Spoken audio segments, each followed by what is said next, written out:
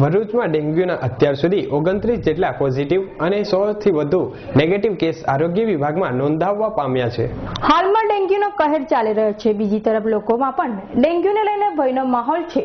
જ્યારે ભરૂચમાં આરોગ્ય ખાતામાં આંકડાકીય માહિતી જોઈએ તો માત્ર 29 કેસ પોઝિટિવ અત્યાર સુધી નોંધવા પામ્યા છે, જ્યારે 100 થી વધુ નેગેટિવ કેસ નોંધવા પામ્યા છે। સૌથી વધુ ડેન્ગ્યુએ માથું ઓક્ટોબર મહિનામાં ઉચક્યું છે।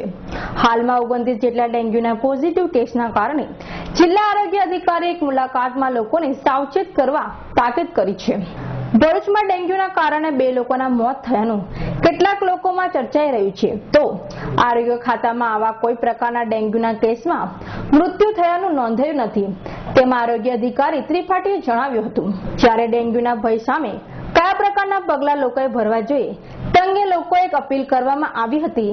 અભી સૈયદનો રિપોર્ટ, ભરૂચ।